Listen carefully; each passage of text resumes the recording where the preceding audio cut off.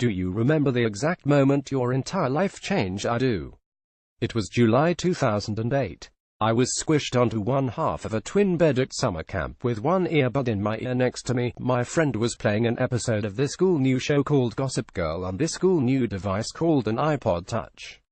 Advertisement. Continue reading below. The zinging comebacks, the juicy drama, Nate Archibald's heart-poundingly blue eyes. I was hooked.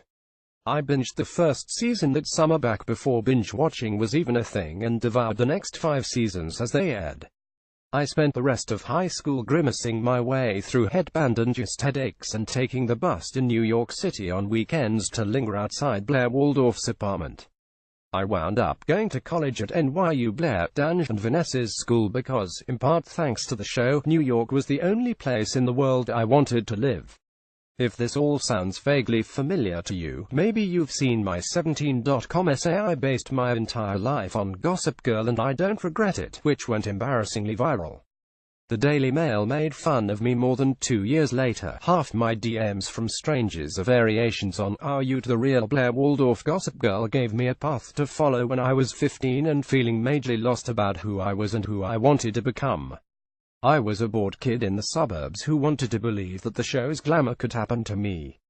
Here's the catch: I'm not actually a snotty teenage billionaire. When I moved to New York, I ate dining hall grilled cheeses instead of Serena Van Der Woodsen's beloved $50 truffle grilled cheese at the Palace Hotel. I took the subway instead of riding around in limos. I shopped at thrift stores and American Apparel instead of at Bergdorf Goodman and Henry Bendel.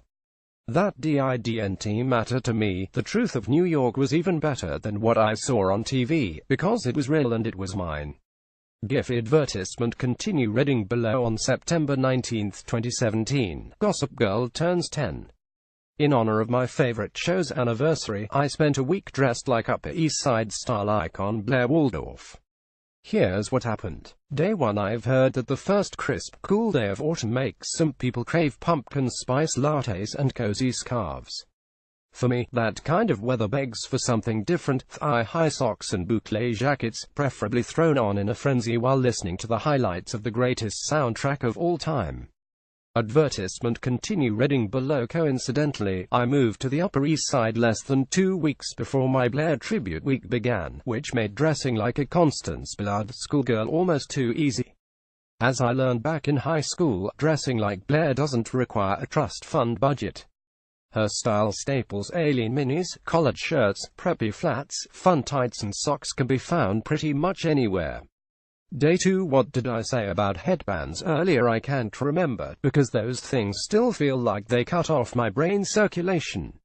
For Day 2, I pulled inspiration from Blair's preppy color palette and topped off the outfit with a knotted navy and gold headband, a variation on her signature accessory. Advertisement. Continue reading below. This dress always reminds me of a shirt Blair could have swiped from Chuck Bass' closet.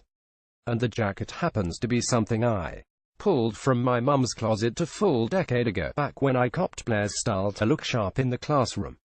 Old habits die hard. The CW advertisement. Continue reading below. On my way to work, I ran into a group of Upper East Side teens heading off to private school. We were all basically wearing the same thing. Fine, they could not get away with fishnets like I did, but you know that if Blair were still around today, she'd wear them. Girl loved a good statement tight. For the record, look at what Gossip Girl stylist Eric Darman had to say about creating BS's school looks. I used to hang out outside the Upper East Side private schools like Chapin just to see what they were like and what that world was like, he told the Huffington Post in 2012. I'd go to these schools and see the girls come out and be like, "Oh my god, SHES carrying a Balenciaga bag, and that one is wearing knee-high Argyle socks, and that one's in Tory Burch shoes." You could tell there were different clans of girls by how they were accessorized or what they were wearing. You could definitely see they had a fashion sense to them even in the uniforms. Then I took that and ran with it, and wanted to push it over the top. It's the heightened reality that we were trying to create. Looking at the real girls, they were already in a heightened reality themselves. Advertisement. Continue reading below. The CW. Day 4. Blair wore a black and white check jacket with power clashing shoes, so I wore a black and white check jacket with power clashing shoes. Advertisement. Continue reading below. Just saying, I would they made a really good minion. The CW Day 5. Okay, I need to talk about this dress. Season 2, Episode 1. Blair is about to leave the white party in the Hamptons with her fake boyfriend James, the one she's half-heartedly dating to make Chuck jealous, when Chuck catches up to her. He says he regrets breaking her heart and urges her not to leave with James. That's when Blair utters one of the most iconic phrases in television history. 3 words. 8 letters. Say it and I'm yours, she pleads. She wants to hear I love you, but Chuck can barely sputter out the first word. So she walks away. Advertisement continue reading below. The scene is hard to watch, and it's made even better by Blair's impeccable Marc by Marc Jacobs dress, a dress I happened to stumble across on eBay for a fraction of the original cost just a few weeks ago. The brief seconds in between when I spotted the dress and when eBay sent me the confirmation email for my purchase were the sweatiest, most panicked moments of my life. Advertisement continue reading below as Blair herself says.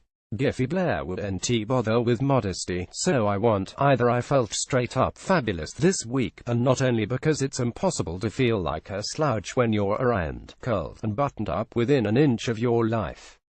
In the past decade, I haven't ever strayed that far from Blair's preppy style. But channeling it so fully this week reminded me of Gossip Girl's transformative magic. When you dress like someone who embraces her confidence and power, even during her lowest moments, you can't help but feel confident and powerful, too. All you need is a headband. Hannah Orenstein is the assistant features editor at 17.com. Follow her on Twitter and Instagram. Advertisement continue reading below.